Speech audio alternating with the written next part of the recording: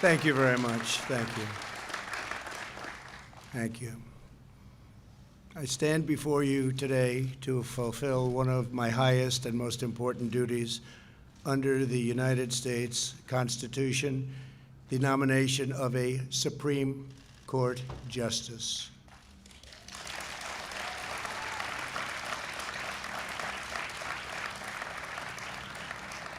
This is my third such nomination after Justice Gorsuch and Justice Kavanaugh, and it is a very proud moment indeed. Over the past week, our nation has mourned the loss of a true American legend. Justice Ruth Bader Ginsburg was a legal giant and a pioneer for women. Her extraordinary life and legacy will inspire Americans for generations to come. Now we gather in the Rose Garden to continue our never-ending task of ensuring equal justice and preserving the impartial rule of law.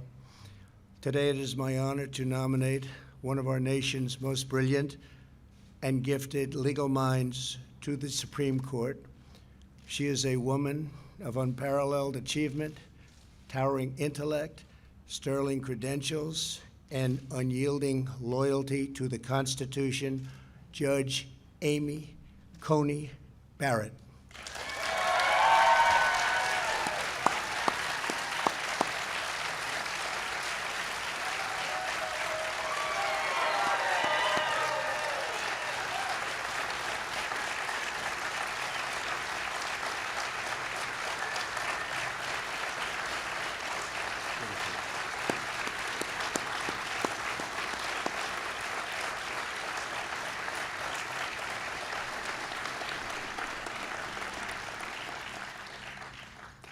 We're also joined by Amy's husband, Jesse. Thank you, Jesse, very much. And their 7 beautiful children. Congratulations to you all. Very special day. With us as well are the First Lady. Thank you, First Lady.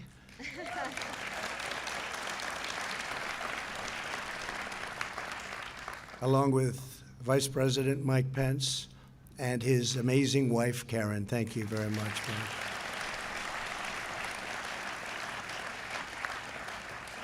Judge Barrett is a graduate of Rhodes College and the University of Notre Dame Law School.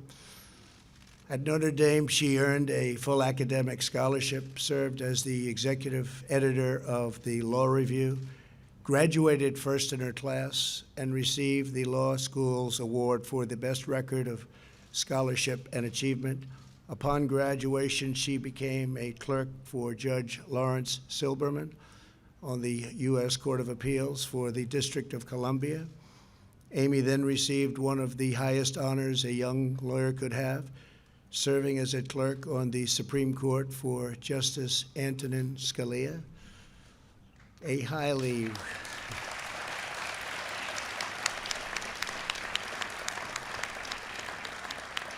very highly respected law professor at Notre Dame wrote to Justice Scalia with a one-sentence recommendation: Amy Coney is the best student I ever had. That's pretty good.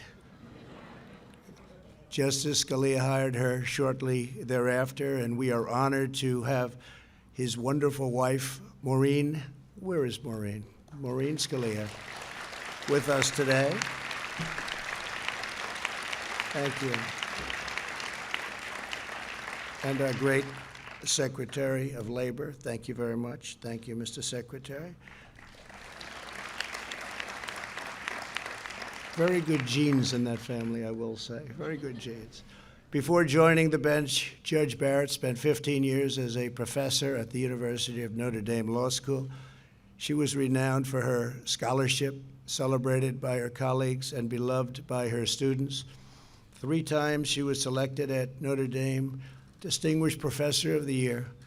When I nominated Judge Barrett to serve on the U.S. Court of Appeals for the 7th Circuit in 2017, every law clerk from her time at the Supreme Court endorsed her nomination, writing, quote, "We are Democrats, Republicans, and independents, yet we write to support the nomination of Professor Barrett to be a circuit judge. Professor Barrett is a woman of remarkable intellect and character.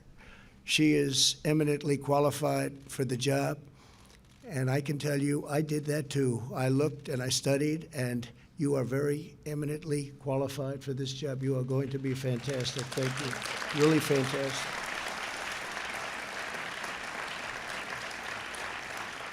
The entire Notre Dame law facility and faculty, everybody at that school also, we got so many letters, also wrote letters of support of Amy's nomination to the Seventh Circuit.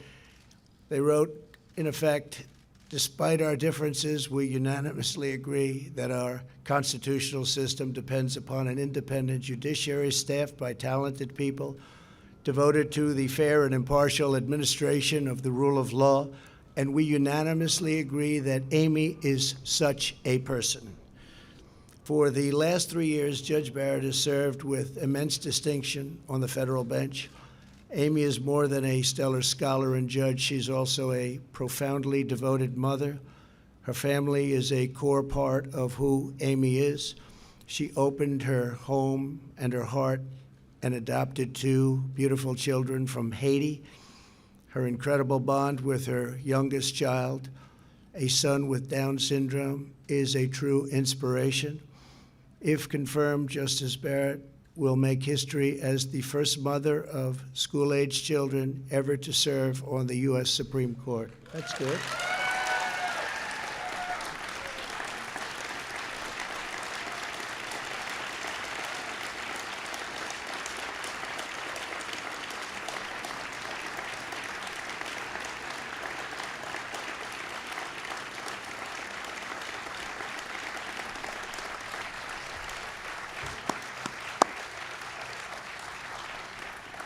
To her children, Emma, Vivian, Tess, John Peter, Liam, Juliet, and Benjamin, thank you for sharing your incredible mom with our country. Thank you very much.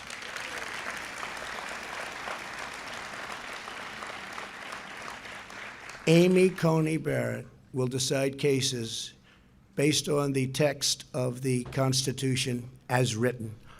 As Amy has said, being a judge takes courage.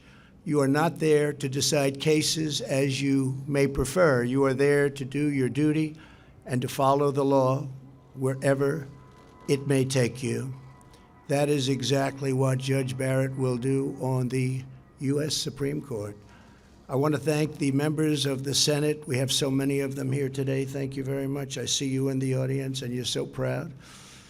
But I want to thank you for your commitment and to providing a fair and timely hearing. I know it will be that. Judge Barrett was confirmed to the Circuit Court 3 years ago by a bipartisan vote. Her qualifications are unsurpassed, and her record is beyond reproach. This should be a straightforward and prompt confirmation. It should be very easy. Good luck. It's going to be very quick. I'm sure it'll be extremely non-controversial. We said that the last time, didn't we?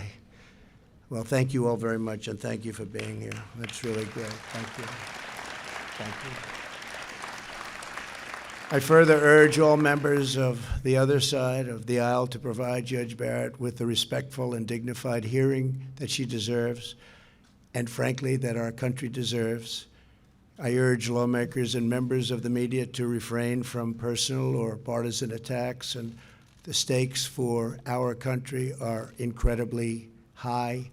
Rulings that the Supreme Court will issue in the coming years will decide the survival of our Second Amendment, our religious liberty, our public safety, and so much more. To maintain security, liberty, and prosperity, we must preserve our priceless heritage of a nation of laws, and there is no one better to do that than Amy Coney Barrett. Law and order is the foundation of the American system of justice. No matter the issue, no matter the case before her, I am supremely confident that Judge Barrett will issue rulings based solely upon a fair reading of the law. She will defend the sacred principle of equal justice for citizens of every race, color, religion, and creed. Congratulations again to Judge Barrett. I know that you will make our country very, very proud. Please, Amy, say a few words. Thank you very much. Congratulations. Congratulations.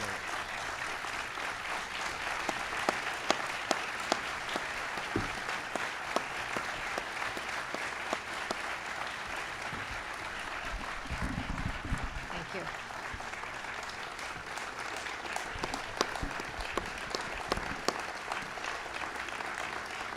Thank you very much, Mr. President. I am deeply honored by the confidence that you have placed in me. And I am so grateful to you and the First Lady, to the Vice President and the Second Lady, and to so many others here for your kindness on this rather overwhelming occasion. I fully understand that this is a momentous decision for a president. And if the Senate does me the honor of confirming me, I pledge to discharge the responsibilities of this job to the very best of my ability. I love the United States, and I love the United States Constitution. I am truly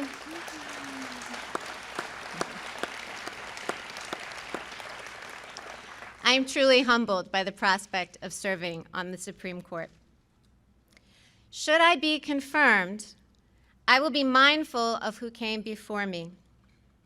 The flag of the United States is still flying at half-staff in memory of Justice Ruth Bader Ginsburg to mark the end of a great American life. Justice Ginsburg began her career at a time when women were not welcome in the legal profession. But she not only broke glass ceilings, she smashed them. For that, she has won the admiration of women across the country and indeed all over the world. Yes.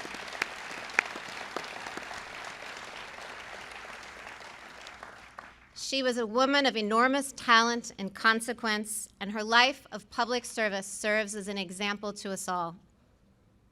Particularly poignant to me was her long and deep friendship with Justice Antonin Scalia, my own mentor.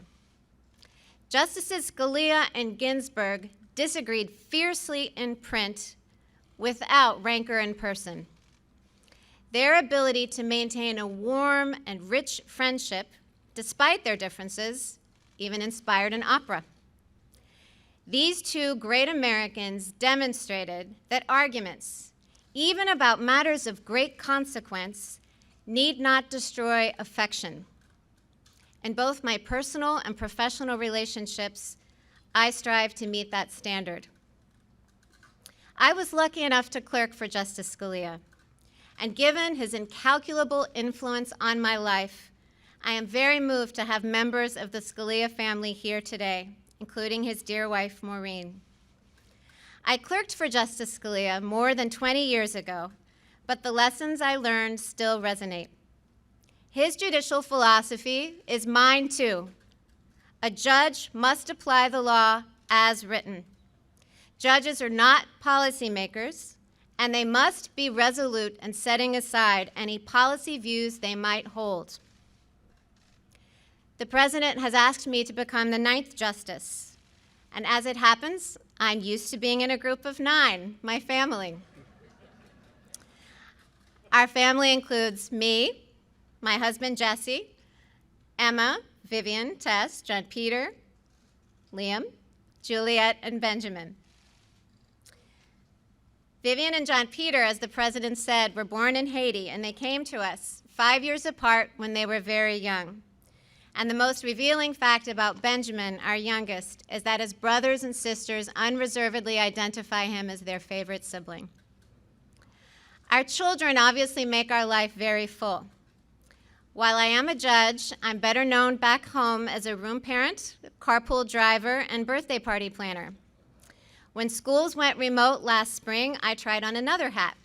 Jesse and I became co-principals of the Barrett e-Learning Academy. And yes, the list of enrolled students was a very long one. Our children are my greatest joy, even though they deprive me of any reasonable amount of sleep. I couldn't manage this very full life without the unwavering support of my husband, Jesse. At the start of our marriage, I imagined that we would run our household as partners. As it has turned out, Jesse does far more than his share of the work. To my chagrin, I learned at dinner recently that my children consider him to be the better cook. For 21 years, Jesse has asked me every single morning what he can do for me that day. And though I almost always say nothing, he still finds ways to take things off my plate. And that's not because he has a lot of free time. He has a busy law practice.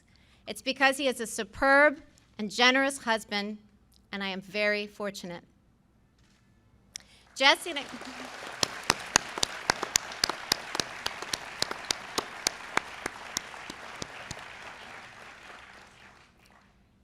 and I have a life full of relationships, not only with our children, but with siblings, friends, and fearless babysitters, one of whom is with us today. I am particularly grateful to my parents, Mike and Linda Coney. I have spent the bulk of my adulthood as a Midwesterner, but I grew up in their New Orleans home. And as my brother and sisters can also attest, Mom and Dad's generosity extends not only to us, but to more people than any of us could count. They are an inspiration. It is important at a moment like this to acknowledge family and friends. But this evening, I also want to acknowledge you, my fellow Americans. The President has nominated me to serve on the United States Supreme Court, and that institution belongs to all of us. If confirmed, I would not assume that role for the sake of those in my own circle, and certainly not for my own sake.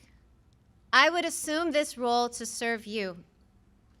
I would discharge the judicial oath, which requires me to administer justice without respect to persons, do equal right to the poor and rich, and faithfully and impartially discharge my duties under the United States Constitution. I have no illusions that the road ahead of me will be easy, either for the short term or the long haul. I never imagined that I would find myself in this position. But now that I am, I assure you that I will meet the challenge with both humility and courage. Members of the United States Senate, I look forward to working with you during the confirmation process, and I will do my very best to demonstrate that I am worthy of your support. Thank you.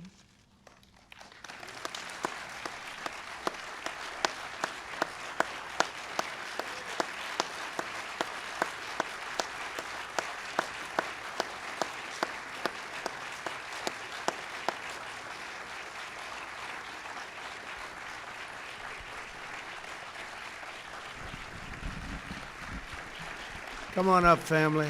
Come on up, family. I want to acknowledge Attorney General Bill Barr. Bill, thank you very much for being here. Chief of Staff, thank you very much. Chief, you're doing a great job.